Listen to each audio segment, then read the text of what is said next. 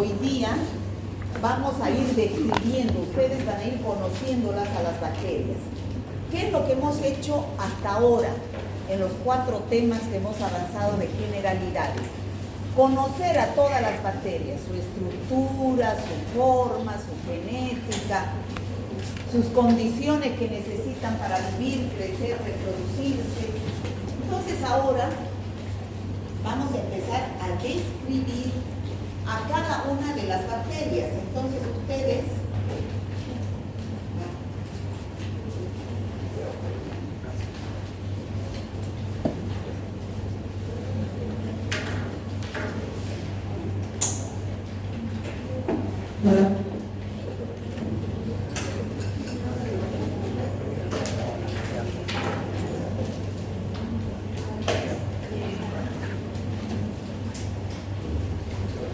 vamos a empezar a describir a las bacterias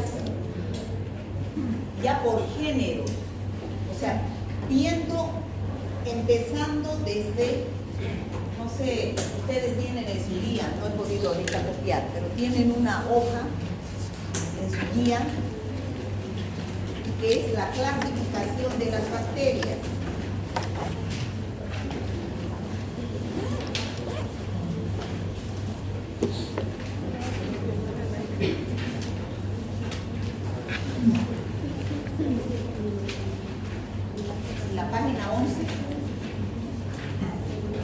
Página 11 tienen esta misma clasificación de las bacterias.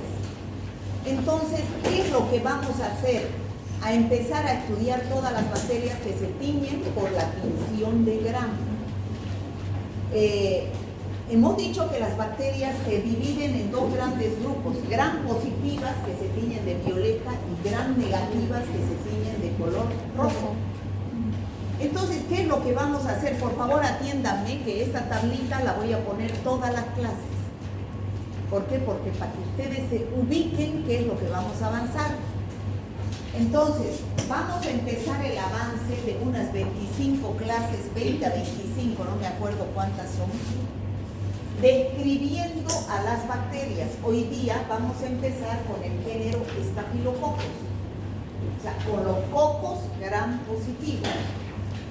La próxima clase hablamos de los estreptococos. La otra clase ya entramos a bacilos Gram negativos, bacilos Gram positivos, donde vamos a ver el género Corynebacterium, Listeria, Clostridium, Bacillus, pero cada clase vamos a avanzar un género de bacterias para que ustedes las vayan conociendo. Entonces, empezamos con los cocos Gram positivos. Dentro de estos cocos hay 2 géneros importantes: el género Staphylococcus y el género Streptococcus. Ambos son cocos Gram positivos. O sea, cuando yo veo una tinción de Gram donde veo cocos Gram positivos, pueden ser estafilococos o pueden ser estreptococos. ¿Qué es lo que hace el bioquímico? Una serie de pruebas de laboratorio para decir qué bacteria es la que ustedes necesitan tratar en ese paciente que está produciendo una infección. Dentro del género Staphylococcus hay varios, pero los más importantes: Staphylococcus aureus, Staphylococcus epidermidis y Staphylococcus saprophyticus. Son los más importantes como productores de enfermedades en medicina. ¿Ya? Dentro de los estreptococos hay otros 5 que vamos a avanzar la próxima clase. Morfológicamente, es decir, en forma, ¿cuál es la diferencia entre estafilococos? Ambos son cocos Gram positivos. La diferencia es cómo se agrupan. Estos se agrupan en racimos, así como vemos en la figura, y estos se agrupan en cadenas. O sea, viene del griego estáfile, que quiere decir racimo, y viene del griego estrepto, que quiere decir cadena. Ya, esa es morfológicamente, pero no es así que se identifican a las bacterias, ese es el inicio. Entonces hay que hacer una serie de pruebas bioquímicas en el laboratorio, los bioquímicos, no ustedes. Ustedes solamente van a pedir el análisis y una vez que tengan el resultado van a interpretar ese resultado y van a hacer el tratamiento de su paciente. ¿Ya? Bueno, eso es lo que vamos a hacer. Esto vamos a terminar más o menos será pues en julio. De ahí empezamos bacterias que no se tiñen por esta tinción de Gram, que son las micobacterias, clamidia, micoplasma y treponema pallidum. No tienen peptidoglicano en su pared celular. Avanzamos esas bacterias más fuera de esta tabla y terminamos bacteriología. Y cuando vuelvan del receso empezamos con los virus y virología.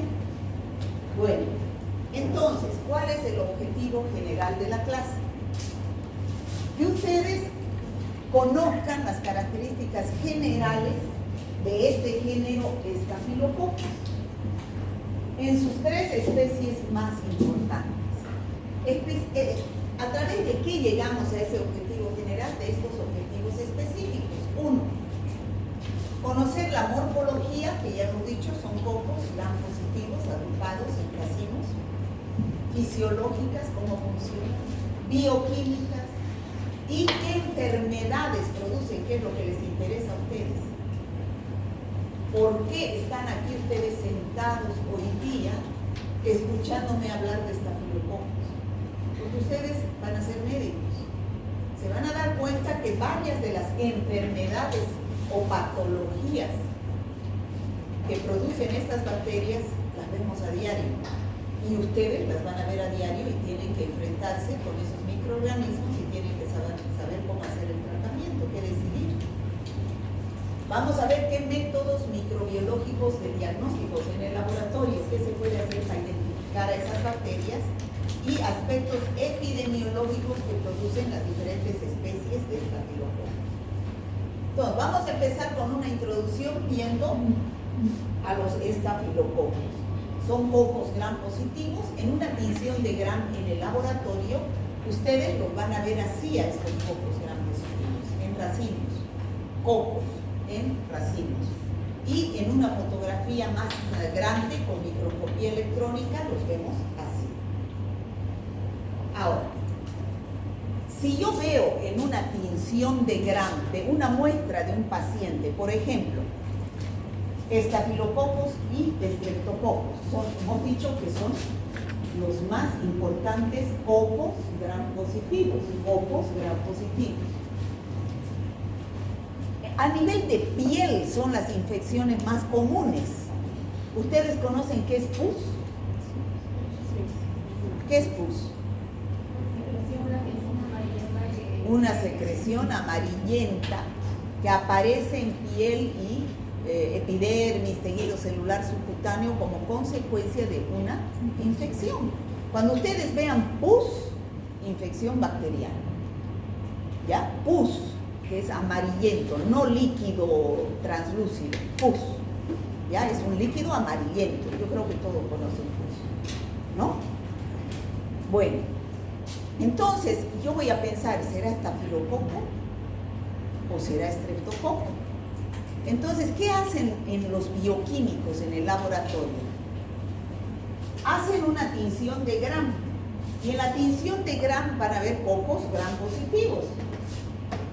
¿Cómo los diferencian? ¿Será un estáfilo? ¿Será un estrepto? Empiezan con una prueba, que es la prueba de la catalasa. ¿Qué es la catalasa? Es una enzima. Una enzima que producen solamente los estafilococos y los micrococos. No la producen los estreptococos ni los enterococos. ¿Y cómo yo sé si esa bacteria que está produciendo la infección en ese paciente es estáfilo o estrepto? Haciendo la prueba de la catalasa.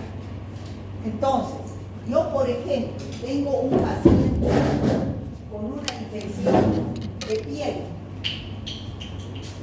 Tengo un paciente que tiene un absceso. ¿Ya saben ustedes qué es absceso? Un fuchichi. ¿Eso conocen? Ya. Ya no van a decir más cuchichi, van a decir abscesos. Es una tumoración con pus. Entonces yo punciono, saco material purulento, pus, y lo envío en un frasco o en una jeringa al laboratorio para ver qué bacteria es la que está produciendo esa infección. ¿Qué es lo que hacen en el laboratorio? Van a hacer una tinción de Gram, van a observar pocos Gram positivos.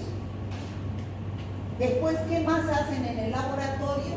Van a sembrar esa muestra en un medio de cultivo que es el agar sangre.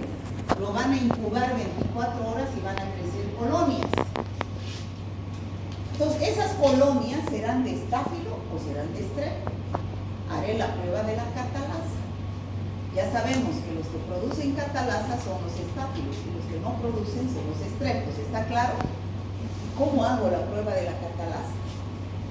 En un portaobjetos, como vemos aquí, en un portaobjetos, coloco una gotita de peróxido de hidrógeno, agua oxigenada.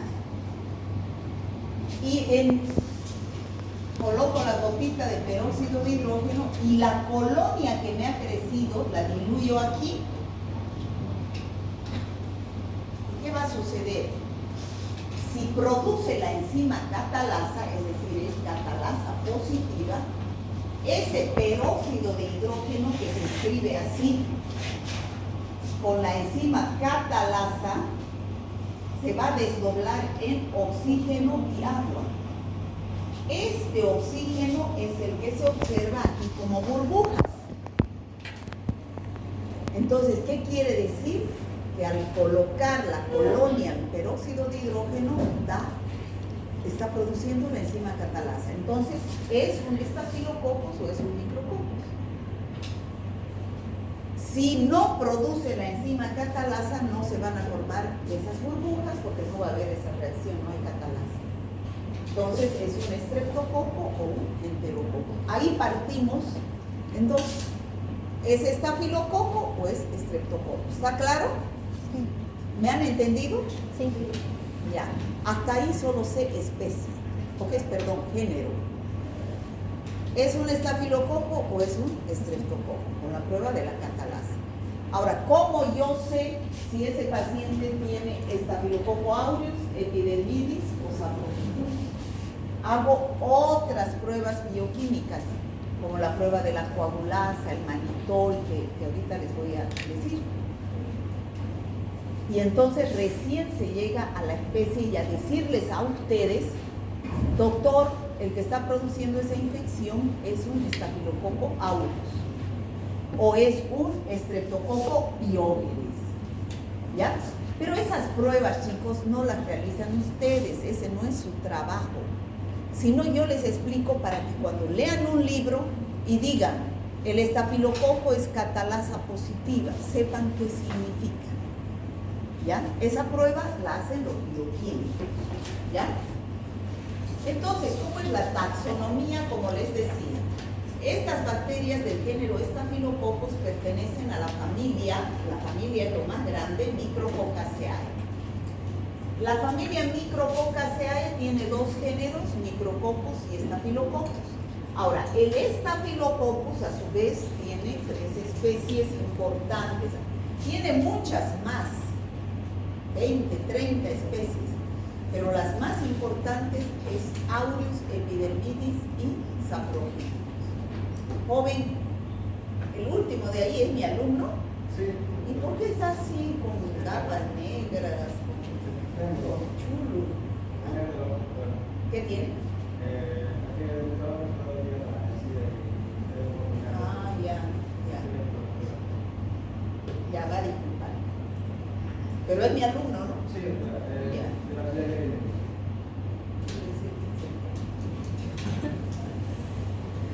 Bueno, entonces, ¿cómo se clasifican los estafilococos? Aquí ya estamos hablando de los estafilococos. Nos dio la prueba de catalasa positiva. Estamos dentro de los estafilococos, ya no son estreptococos. ¿Me están siguiendo? Sí. Ahora, ¿cómo yo sé cuál de estos? sigo haciendo pruebas, los bioquímicos siguen haciendo pruebas.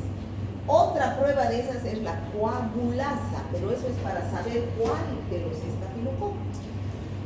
Agarro un tubito y le pongo plasma y agarro la bacteria que me creció aquí y lo diluyo en ese plasma, lo dejo hasta el día siguiente. Al día siguiente vengo, ¿se puede formar un coágulo o no puede haber un coágulo? Entonces, ¿qué ha sucedido donde se ha formado un coágulo?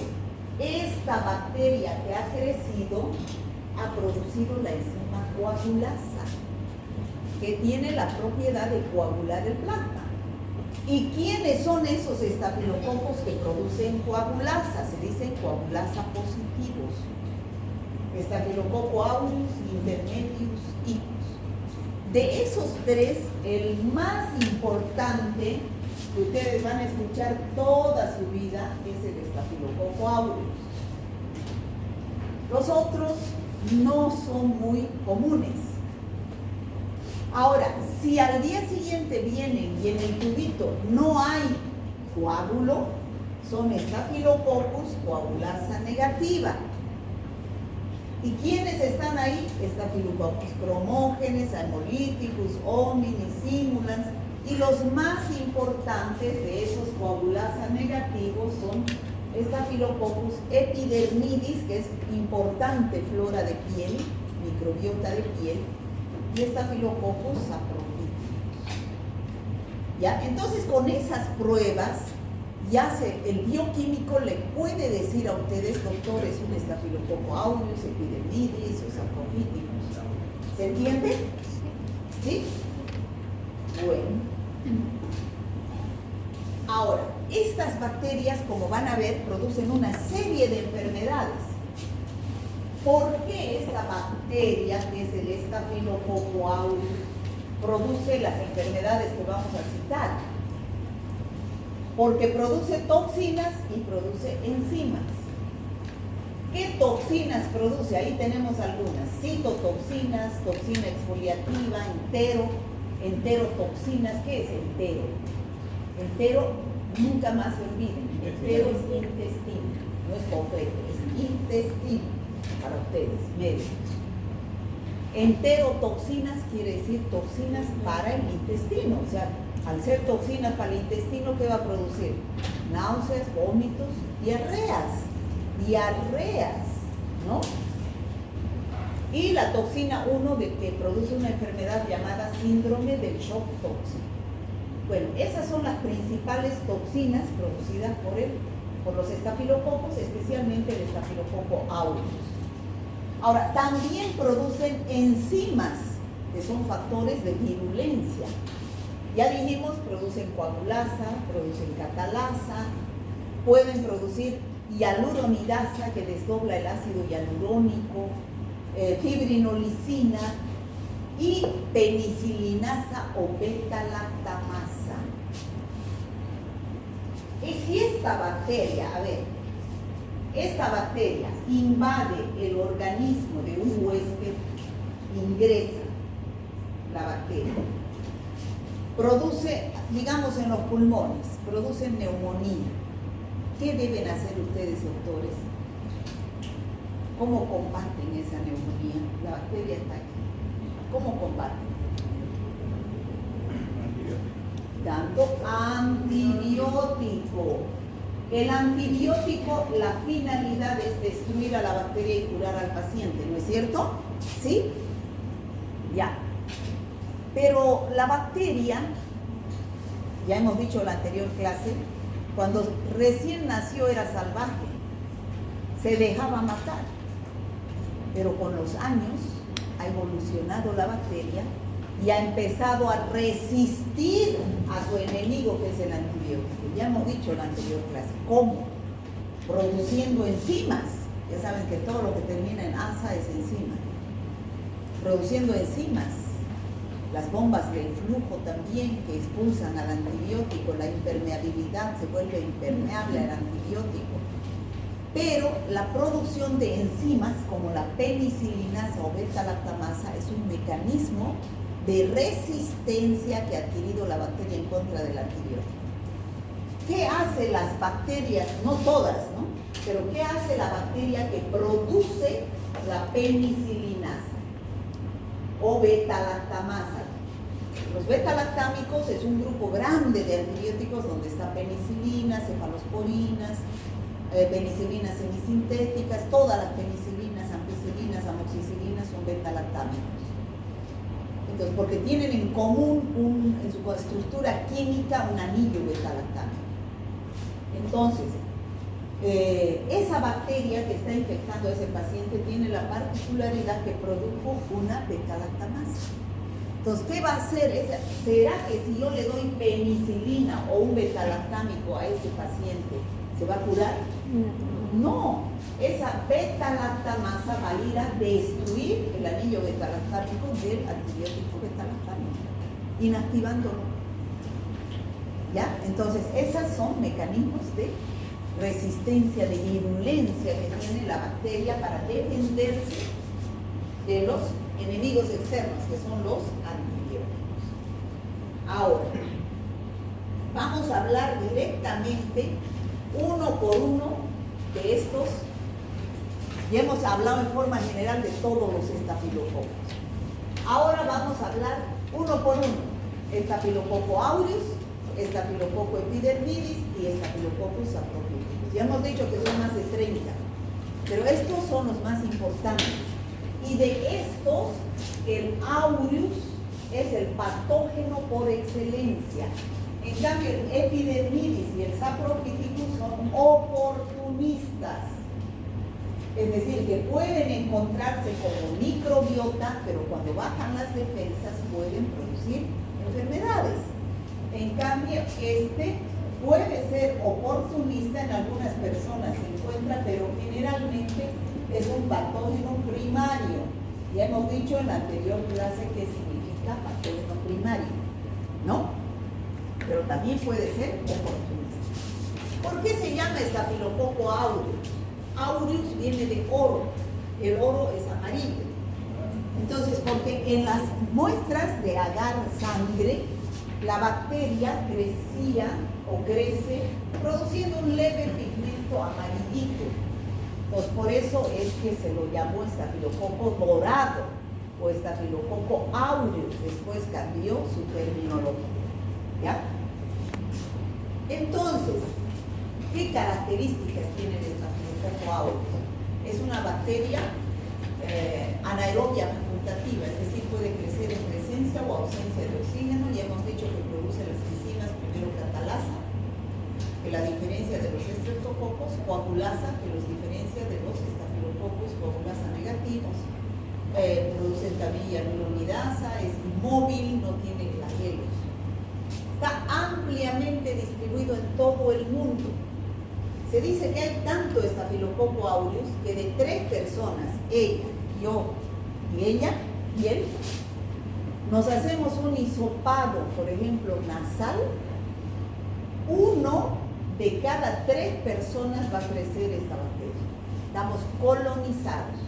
¿Qué quiere decir? Que el estáfilo está ahí sin producir ninguna enfermedad, pero está ahí. ¿Ya? Eso es colonización, no ingresa, está ahí.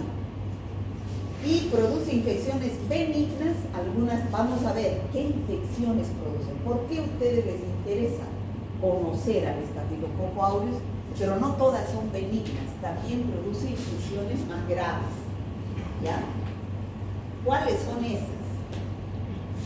A nivel de todo el organismo, vamos a ir describiendo desde las infecciones que se producen a nivel de piel, tejido celular subcutáneo, vísceras, y por acción indirecta del estafilococo, que son las toxinas. Vamos a empezar con infecciones a nivel de piel. ¿Cuáles son las infecciones a nivel de piel que produce el estafilococo aureus? Ya les dije yo, la más benigna es esta infección. ¿Ustedes conocen qué es el folículo piloso? Es el lugar por donde nace un vello. Cuando el hombre se rasura, o la mujer se rasura también, puede abrir una microherida. Y a través de esa microherida, el estafilococo ingresa a la piel, a la epidermis, y puede producir infección. Algunas veces van a ver que el hombre, en el lugar de la barba, donde se aparecen estos puntitos. ¿Qué es esos puntitos blancos? Es pus. Si yo saco ese material purulento con una jeringa y lo siembro en una sangre, me va a crecer Staphylococcus aureus. A esa infección que es benigna, la más benigna de todas a nivel de piel, se llama foliculitis. Esa es la infección más benigna. ¿Está claro? Sí. Una infección un poco más grave, porque la bacteria penetra más adentro, a dermis, epidermis, dermis, es los forúnculos o abscesos, que se llama comúnmente buchiche. Pero ya ustedes no van a decir eso. Yo les estoy diciendo ahora para que entiendan qué es. Desde ahora en adelante su léxico cambia. Es absceso o forúnculo. Es una tumoración de pus, ¿no? Entonces, ese es un absceso. Grandes nódulos cutáneos rellenos de pus y bien dolorosos. Ahí está el Staphylococcus aureus, o también puede producir el Streptococcus pyogenes, que vamos a ver la próxima semana. El impétigo. Entonces, el impétigo se produce generalmente en los niños. Los niños que juegan con tierra, se llenan las uñas y se rascan la piel y pueden introducir estas bacterias y infectar alrededor de los orificios de la cara, alrededor de la boca, de la nariz, periorificial se dice, peri, alrededor, orificios, boca, nariz, ojos. Entonces aparecen esas lesiones pustulosas con pus que se llama impétigo. También el impétigo puede ser producido por Streptococcus pyogenes, que vamos a ver la próxima semana, pero para eso está el laboratorio, para hacer la identificación del agente causante. Fíjense, este es un absceso. Ustedes saben que un absceso es acumulación de pus. ¿Cómo es el proceder del médico? Cuando madura ese absceso, hay que drenar. ¿Saben lo que es drenar? Con un bisturí se saca todo el material purulento, porque cuando está así encapsulado, la bacteria está ahí adentro y no llega al absceso. Entonces hay que drenar. Absceso drenado, como aquí, es absceso curado, se dice. Absceso drenado es absceso curado. ¿Ya? Bueno, esos son los abscesos donde hay material purulento. Esto es el impétigo, como les decía. Alrededor de los orificios de la cara generalmente aparecen esas lesiones pustulosas en los niños, donde también puede aparecer en otras partes del cuerpo. Lesiones con pus, eritematoso. ¿Qué quiere decir eritematoso? Rojo. Pus, pustuloso, pústula, quiere decir con pus. ¿Ya? Costra, costroso, a veces se ven así costras amarillentas. ¿Ya? Es el Staphylococcus aureus. Ahora, también el Staphylococcus aureus pues, no solamente produce infecciones a nivel de piel, también la bacteria ingresa más adentro hacia los pulmones, los infecta. Estos pulmones están limpios, pero los infecta y produce material purulento que es el esputo. Esputo purulento. El paciente empieza a tener signos de neumonía. ¿Y cuál es la triada de una neumonía? Neumonía. Triada quiere decir 3 síntomas característicos de una neumonía. Tos con expectoración, con ese material purulento que está. Dolor en punta de costado al toser. Dolor en punta de costado al toser. Duele. Y fiebre. Esa es la triada típica de una neumonía. ¿Ya? Puede aparecer también otros síntomas, pero esa es la triada característica de decir que un paciente tiene neumonía. También puede producir meningitis. ¿Qué es la meningitis? Inflamación de las meninges. ¿Y cómo sabemos que un paciente tiene meningitis? Porque llega una emergencia del hospital. Es una emergencia médica. Llega con una triada de meningitis. ¿Cómo yo sé que el paciente puede tener meningitis? Dolor, bueno, rigidez de nuca, rigidez de cuello o rigidez de nuca, el cuello duro, fiebre y cefalea. Esa es la triada de una meningitis. Y el estafilococo aureus también produce meningitis. A medida que vayamos avanzando las bacterias, muchísimas más producen meningitis, pero también el estafilococo aureus produce meningitis. Produce bacteremias, es decir, la bacteria ingresa a la sangre y por medio de la sangre puede distribuirse en otros órganos, como por ejemplo los huesos. Cuando llega a los huesos, puede también formar material purulento. Y la infección del hueso se llama osteomelitis. Osteomelitis. ¿Ya? También puede formar varios abscesos. Cuando hay solo un absceso es absceso. Cuando hay varios abscesos, varias bocas, que generalmente aparecen en el cuello, en la espalda de un paciente, de varios abscesos, varias bocas, se llama carbunco estafilocosis. Y también puede llegar a las articulaciones. Cuando se infecta y hay estafilococo aureus en una articulación, se llama artritis séptica. ¿Está claro, chicos? ¿Sí? Bueno, estas son algunas de las infecciones que produce el estafilococo aureus cuando ingresa en forma directa al organismo humano, ya sea por la piel, produciendo esas infecciones que hemos dicho, foliculitis, abscesos, carbunco estafilocócico. Tiene que haber una herida, una puerta de entrada para que ingrese el impétigo, o puede ser a través de la vía respiratoria, produciendo meningitis, neumonía, pero o a través de la sangre puede llegar a los huesos, a las articulaciones, produciendo osteomelitis, artritis séptica, ¿no?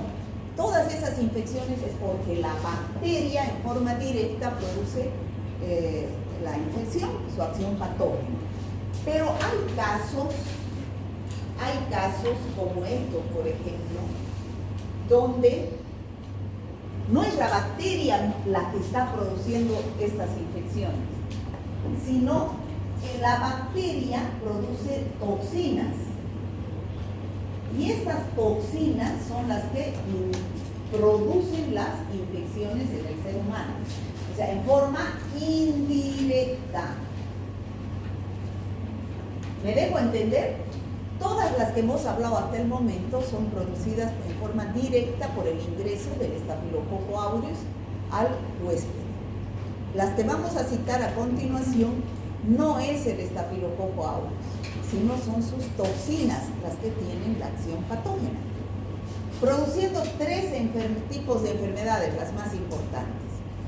Uno es intoxicación alimentaria, o sea que produce también diarreas, el estafilococo aureus. Por ejemplo, joven, si usted se come una torta o un chorizo que esté contaminado con estafilococo aureus, esa torta no está en la heladera, ese estafilococo aureus cada 20 minutos se van a volver 2, cada 20 minutos 4, 8, 16, y va a ir multiplicándose por fisión binaria. y va a empezar a producir en el alimento su toxina. Y es una enterotoxina. ¿Y qué va a producir en el paciente si lo come? Náuseas, vómitos y diarrea. A través de su enterotoxina, no la bacteria misma, su enterotoxina. ¿Está claro, chicos? Sí. Después de un periodo de incubación de 2 a 6 horas. ¿Saben lo que es periodo de incubación? A ver, para todas las enfermedades, para todas, para que ustedes sepan que es periodo de incubación.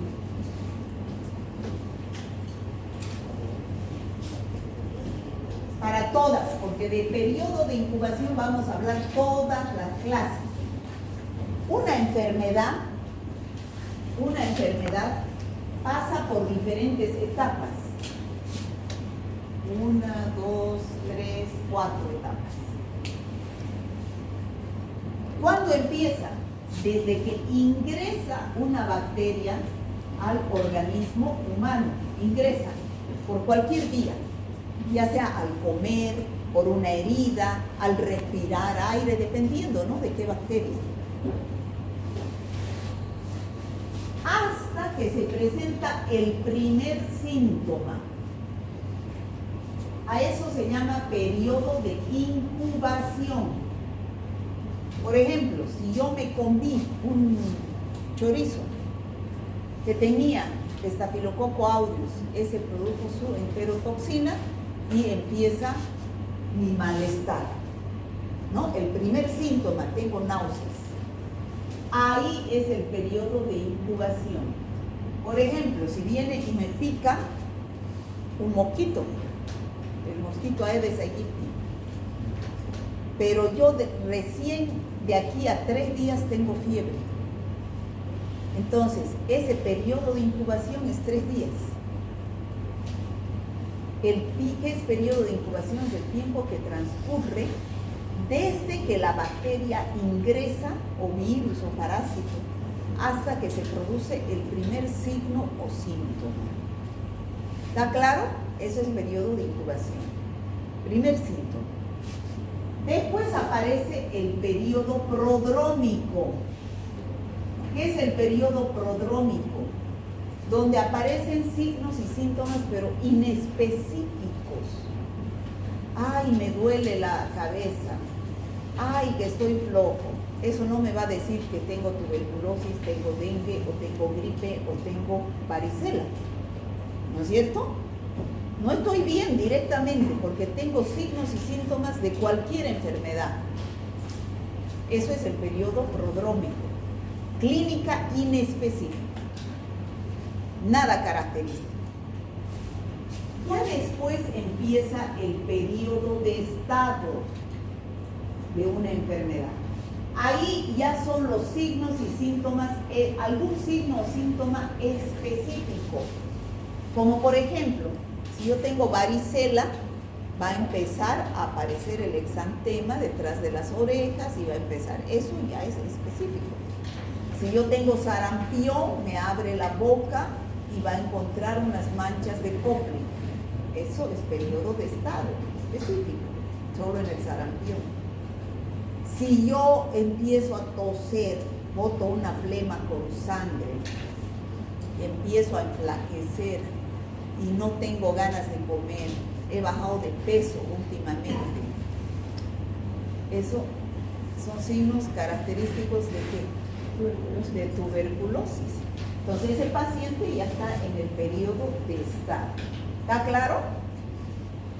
Periodo de incubación, periodo prodrómico, periodo de estado. ¿Qué sucede después del periodo de estado? Empieza la convalescencia. Es convaleciente. El paciente empieza un periodo de recuperación, también se llama. En la mayoría de los casos el paciente sufre una recuperación y en otros casos ya no entra recuperación y el paciente se muere. ¿Está claro, chicos? Entonces, en la intoxicación alimentaria, esto es para todas las enfermedades. esta fila, ¿todos firmaron? ¿Todos firmaron de esta fila? De esta fila, ¿todos firmaron? Por favor, pase la hoja para adelante, no para un lado, ¿ya? Después a mí me hacen quedar diciendo de que no han firmado. Bueno, entonces yo me como un chorizo, una torta, donde hay Staphylococcus aureus, esa torta va a producir su enterotoxina y a las 2 a 6 horas, que es el periodo de incubación, yo empiezo a tener náuseas, vómitos y diarreas. ¿Ya? O sea, el periodo de incubación, cuando ustedes tengan un paciente con diarrea, lo primero que le preguntan, ¿qué comió? Y también, y después de que comió, ¿a qué hora empezó la diarrea? Ese es el periodo de incubación. No todas las bacterias tienen el mismo periodo de incubación. Por ejemplo, el Staphylococcus aureus es cortísimo, de 2 a 6 horas. Yo como en el almuerzo mi torta y a las 4 de la tarde ya puedo tener diarrea. La salmonela tiene 36 horas. O sea, no puede ser que yo coma en el almuerzo y que ya tenga salmonela a las 4 de la tarde. Es menos probable. Como cuando fueron a vacunar, por ejemplo, para la rabia. En una campaña de vacunación, los chicos de aquí fueron a vacunar. Les dieron en el almuerzo, les dieron un pollo. Y el pollo dice que estaba podrido, de mal olor. Y a las 4 horas ya han estado hasta internados, náuseas, vómitos, diarreas, hartísimos de los chicos. Entonces, no era salmonela, ¿no es cierto? No podía ser salmonela. Les dieron pollo con salmonela, decía la prensa. Pero uno que sabe dice, pues no puede ser salmonela. Su periodo de incubación de la salmonela no es tan corto, es más largo, 36 horas. ¿Me dejo entender, chicos? Sí. Entonces, para que se den cuenta que la intoxicación alimentaria producida por Staphylococcus aureus tiene un periodo de incubación cortísimo, de 2 a 6 horas. También produce el síndrome de la piel escaldada. De 2 a 6 horas. 2 a 6 horas. El síndrome de la piel escaldada. ¿Qué es eso? Fíjense, acá yo tengo una foto mejor. Es cuando la piel de los lactantes se sale hacia pedazos. ¿Y debido a qué es eso? A una toxina que produce el Staphylococcus aureus que se llama toxina exfoliativa. Esa es la toxina que produce el síndrome de la piel escaldada. En forma indirecta por la toxina exfoliativa que produce la bacteria. ¿Está claro? Sí. Y la otra enfermedad llamada síndrome del shock tóxico. Debido a la toxina 1 del shock tóxico del Staphylococcus aureus. Esa es una enfermedad grave. Generalmente aparece, se ha visto, aunque no es muy seguro, de que mujeres que utilizan tampones durante la menstruación y no se cambian durante mucho tiempo, prolifera el Staphylococcus aureus en los tampones, produce la toxina y se va directamente a la sangre y produce la intoxicación multisistémica que abarca varios órganos, donde el paciente tiene fiebre, hipotensión y aparece un exantema, o sea, un rash cutáneo a nivel de la piel, que es signo de una infección generalizada. Entonces, son esas las 3 enfermedades que produce el estafilococo como consecuencia de sus toxinas. ¿Está claro, chicos? Hasta el momento hemos visto solo estafilococo aureus, por acción directa o por acción indirecta. A ver, díganme, ¿varias de esas enfermedades las han visto alguna vez? ¿O han escuchado hablar por lo menos? De hoy en adelante, cuando ustedes vean punto con pus, piensen en estafilococo aureus. ¿Ya?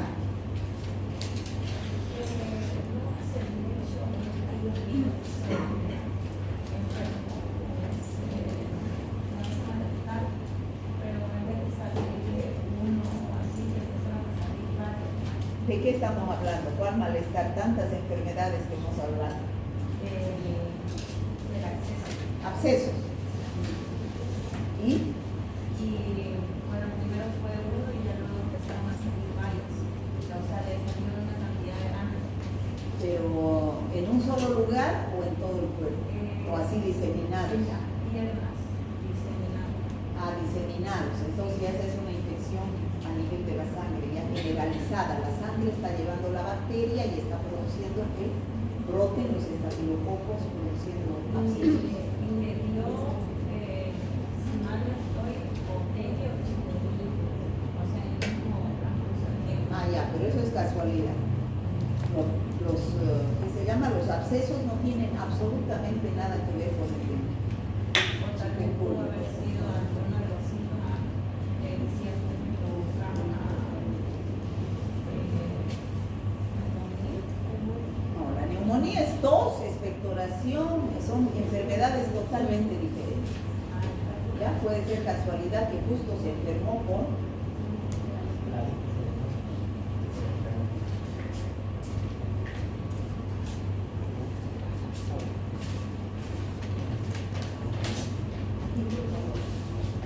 Bueno, ahora vamos a ver los dos otros estafilococos que no producen la enzima coagulasa, que no es el aureus, sino es el epidermidis y el saprophyticus. Chicos, Staphylococcus epidermidis, todos tenemos en la epidermis. Nos hacen un hisopado de piel y va a crecer, pero la bacteria está colonizándonos ahí. Es parte de nuestra microbiota. Ahora, si nosotros nos inmunodeprimimos, bajan nuestras defensas. Hay una heridita, puede ingresar y producir infecciones. Si eso es a nivel de la piel, entonces, ¿qué puede producir cuadros clínicos graves, sobre todo en pacientes hospitalizados? ¿Qué puede producir? Endocarditis, infección a nivel de la membrana interna del corazón. Sobre todo en pacientes que hay que colocarles una válvula de prótesis y está contaminada. ¿Ya? Endocarditis. Infección por catéteres.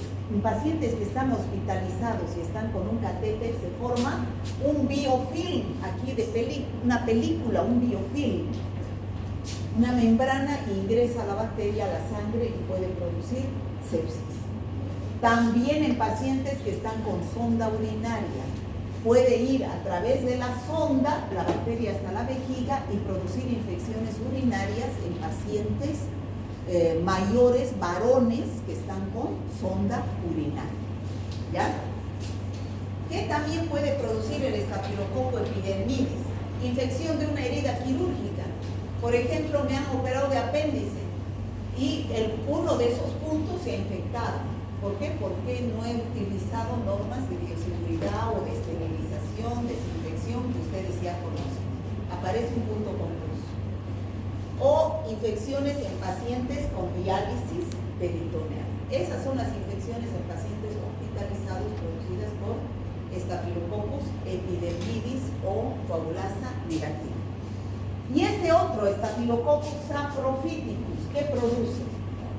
Infecciones urinarias en mujeres en edad sexual activa. Esa es la patología producida por Staphylococcus saprophyticus.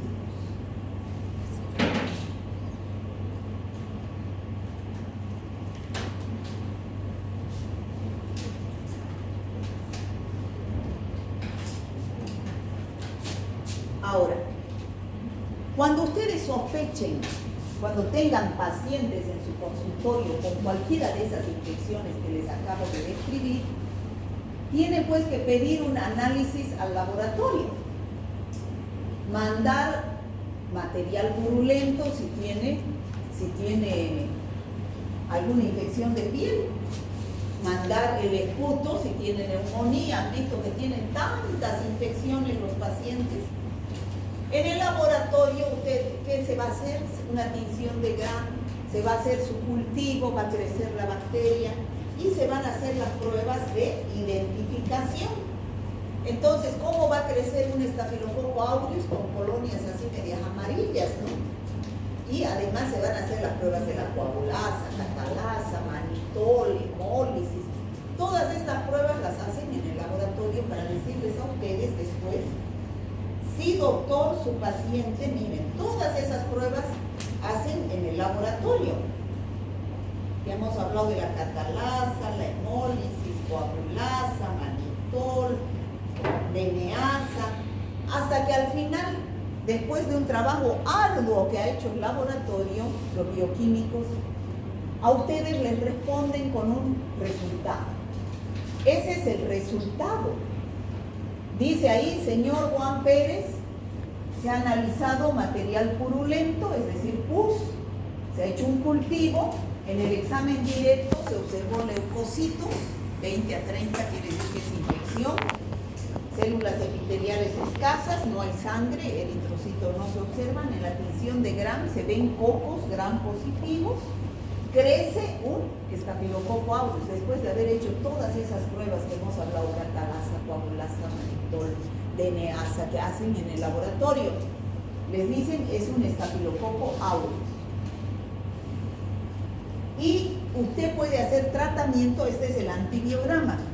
Usted puede hacer tratamiento con todos los que, con cualquiera de esos que dice sensible. Y usted no puede hacer tratamiento con esos que dice resistente. Entonces ustedes, doctores, con este resultado ya pueden iniciar tratamiento a su paciente que presente cualquiera de las patologías que hemos hablado. Entonces ya es un tratamiento específico para el paciente Juan Pérez. No están haciendo tratamiento empírico. Hay la diferencia, todo el mundo sabe la diferencia entre un tratamiento empírico y un tratamiento científico. ¿Sí o no? Empírico es cuando va el paciente donde ustedes y usted, ay, parece un absceso, ay, está bueno la penicilina para esto. Recetan penicilina, no piden su análisis al laboratorio. En cambio, cuando el médico dice, a ver, pediré un análisis de acuerdo a los resultados, vamos a dar el antibiótico correspondiente. Ese es un mejor análisis. Ahora, en cuanto al tratamiento de estas infecciones producidas por estafilococos, antes de que se descubra la penicilina, se trató las infecciones con penicilina 100%, excelente la penicilina, destruía totalmente a la bacteria. Con el paso de los años, ya hemos dicho, la bacteria se volvió terrible. ¿Qué pasó? A ver, niña, ¿qué pasó con la bacteria con el paso de los años? Fue empezando a producir resistencia, se alzó la bacteria. Empezó a producir enzimas. ¿Cuáles enzimas? Beta-lactamasa. Entonces ya actualmente el 90 a 99% de las cepas de estafilococos son resistentes a la penicilina. O sea, ya no se puede usar penicilina, todas producen beta-lactamasa. Se volvieron malísimas. Entonces, ¿qué hizo? ¿Qué opción tenemos para hacer tratamiento? Ustedes saben que la penicilina es un antibiótico natural, se descubrió del hongo Penicillium notatum por Fleming, ¿no es cierto? De forma natural. Los laboratorios empezaron a producir otras penicilinas en el laboratorio, por eso se llamó semisintéticas.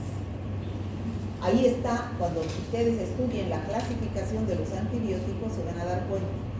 Está la oxacilina, meticilina,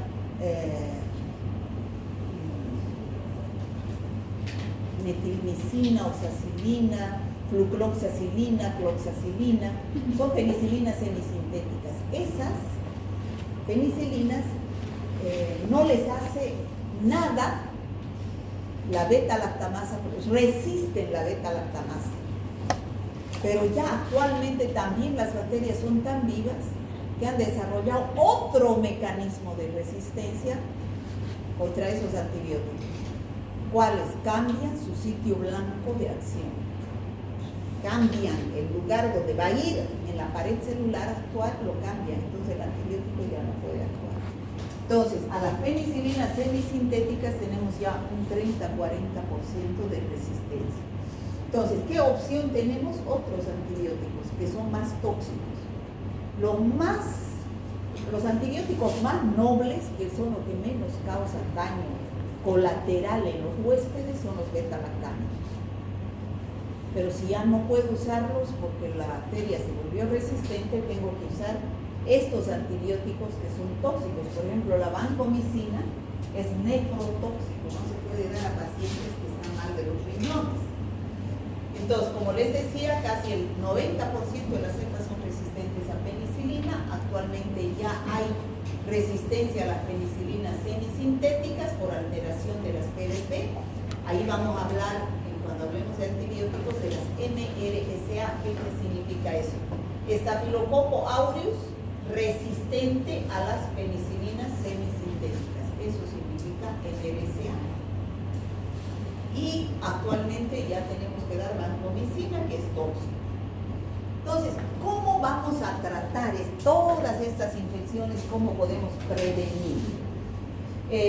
Por ejemplo, si tenemos un absceso, el foco de la infección está en el absceso. Si yo tengo un absceso ahí adentro con Staphylococcus aureus y no lo dreno, no lo hago salir ese material purulento, ese estafilococo se puede diseminar a otros órganos y producir infección sistémica. ¿Ya? En el caso de las diarreas, esto es importante, chicos, no solamente en las intoxicaciones alimentarias. En el caso de las diarreas, no hay que dar antibióticos, eso dice la Organización Mundial de la Salud. ¿Por qué? Porque el antibiótico no dice esta es buena y esta es mala.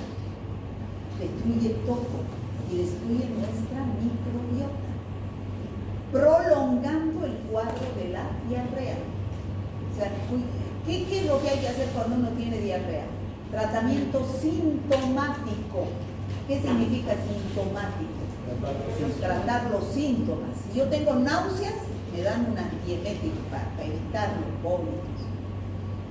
Si yo tengo deshidratación por mucha diarrea y vómito, me tienen que dar suero de rehidratación vía oral o vía parenteral. Si yo tengo fiebre, me van a dar un paracetamol, que es antifebril, ¿no? Y así se da un tratamiento sintomático, pero no antibiótico.